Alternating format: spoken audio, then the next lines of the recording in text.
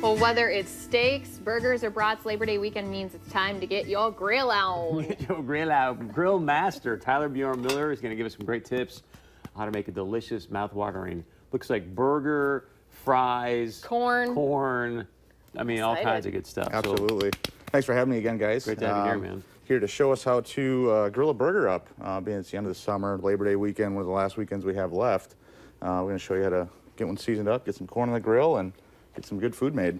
It looks like you start with a nice juicy portion of hamburger. Absolutely. We have a half pound of 75-25 ground beef, and that's going to be 75% meat, 25% fat.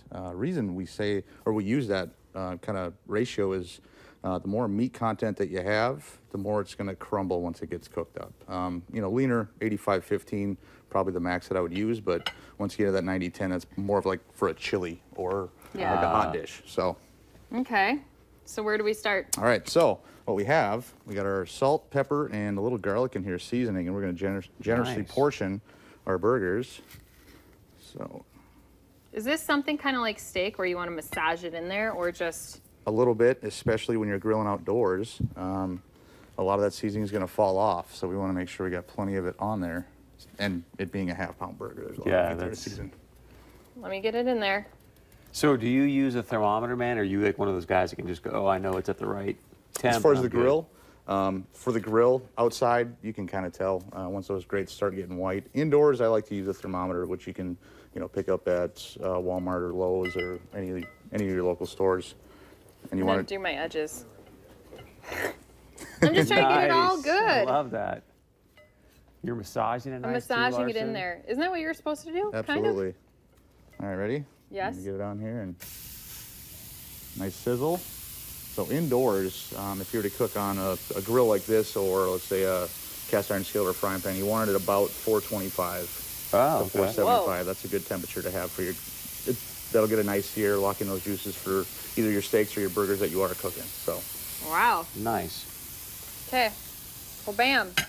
So do you want to talk about some of the other items you have here while we let this baby go? Yeah, right now we have a new signature burger. It's going to be our bacon look at that. cheddar burger topped with onion straws, barbecue sauce. Chris almost ate it before we came on. I was like, wow. A couple slices of cheddar and some bacon on there. Our seasonal favorites. You can see these two here, and this one here, we have our hickory salt-crusted filet, strawberry shortcake, and our fried green tomatoes topped with red chili ranch and feta cheese. I wondered what those were. Yeah, great combination. And then our always classic steakhouse burger. See, that's Christy right there. Just give me a cheeseburger and I'm good to go. You're good to go? Well, bam. Although the bacon with the onion stuff on it. That's pretty good, doesn't it? It did get put in front of Chris, though, so he dibs that one. So if you hit the cheeseburger, are you going to do a Guinness, too? I don't know. Yeah, I'm if it's this afternoon after work, yes. Well, if it's right now, probably not. Maybe a mimosa. Mimosa would be good. Yeah. There you go. All right, so next, we're going to get corn going, so I'm going to put you to work. Okay. And what we want to do with our corn, we're going to peel all this back. This is kind of trick. Oh, okay. This is a garbage plate if you want to set it on there. Perfect.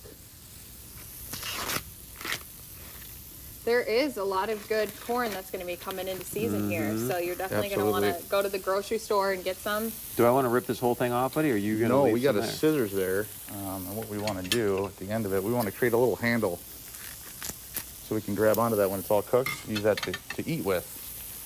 What about all the stringies? Yeah, how did you just do that? When we're, just right on the end there, about 2 inches down. Oh, okay. Chop Cut that straight off. When you're using your grill outside, a lot of these hairs will burn off. Okay. Try to get as many as you can, but some are just impossible to get. So. Right. That's when you just sit there and you got to kind of exactly pick it out. What we want to do is we're going to put that on the grill. When that's ready, and that's it. You don't even oil or butter it first? Nope. You could oil it. I caution people to do that because what's going to happen with those high temperatures out there, if you put butter on something, that butter fat's going to burn. So it's going to create a black look to it, and it's going to look burnt. My personal preference on steaks, I like a Pittsburgh steak with butter on there because it does create a saltiness to it. But for corn, I just grill it straight up, and then we'll finish it once What was that's the done. Pittsburgh thing you said? Pittsburgh, we do have that style at the restaurant.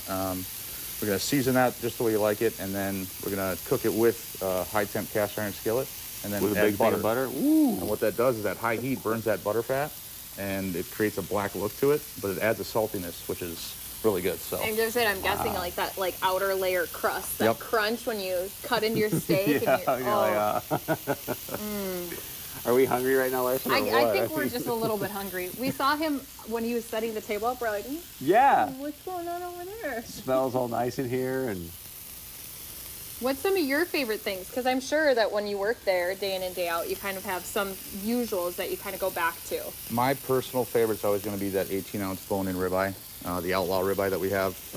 That's a guest favorite that we do have. But you know, being with the company so long, you start to reinvent some food because you eat it every day. Yeah. But it's so good. You know, generously seasoning our steaks. That outlaw ribeye though, over the open flame, cooked about medium rare, like a little red in the steak. That's my personal favorite. So now, are you turning those at all? Okay, yeah, every 4 to 5 minutes. I don't think we're going to get the best result compared to an open flame grill outside, but you're going to start to see it's going to get a little char on the outside there. So every 4 to 5 minutes, give that a quarter turn. And then for the burgers, I mean, all you're doing is you're looking for that outer ring, right? Outer ring. Again, it's going to be a little tougher with an open flame grill because it's going to sear the outside right away. So that's why I'd recommend bringing a thermometer with you, and you want to be about 155 for your burgers and up. For a nice medium burger, 155. Can you hand me gloves again, yes, Chris? ma'am. I want to dress these buns up over here. I think I can. We're just, there we go. Perfect. I didn't want to use the meat gloves, so. Oh, you're going to dress us up over there with I'm going to get our buns ready over here. All right, nice. Everything, I'm guessing, served with cheese, lettuce, onion, tomato. Absolutely. Ooh, that looks good. Let us know where you're at, and do you guys have any daily specials, or how can people? Right now, we have what's called the Great American Steak Dinner, and that's it starts with a 6-ounce sirloin side and a salad, and you can either get a small appetizer or a select small dessert for $12.99. Nice. That's a great deal. Every steak's seasoned to order. So, and we're located at 4410 13th Avenue South, right next to Ulta, right across the street from the AT&T building. Do you like tomato and onion and cheese and stuff? I'll take tomato and cheese, please. I might skip the onion this morning. So. Do you like, or do you want your cheese on your burger? Do you want to Ooh, wait? yeah, let's do it. I'll wait. Nice melted. Do you want some lettuce? Here's what I'm doing. Please, thank you. I'm just doing some lettuce. I'm going to double cheese. Those are still pretty rare, huh? Yeah, you know, at the restaurant we'll use a steak weight or a heat press, not a press, excuse me, a heat reflector, and that's going to help the cooking process. Again, I think we started the grill a little late today. Yeah. But still, what people are looking for when they are done is a little bit of pink. Okay. And something I'd recommend too, cooking outside, that high heat. I'd take it off a couple minutes early, let it rest, because that ground beef is still going to cook up for the next couple minutes.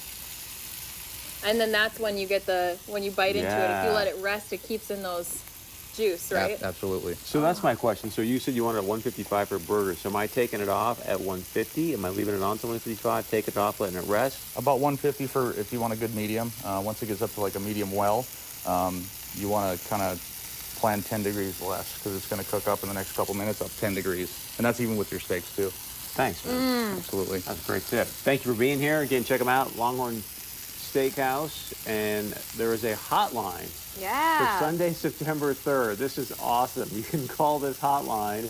And would they give you free grilling tips, I assume? Can you do like a Facebook Live and show them, hey, here's what I'm doing? And what's wrong with this burger? Is it safe for my family to eat? I think they kind of answer those grilling questions that you have. You can also text them as well. But again, 10 a.m. until 4 p.m. A lot of people are going to be out with their grills out, so why not get some help from the experts? that is great. ExpertGriller.com. So stick around. Much more coming up right here on North Dakota Today. Oh, it smells good.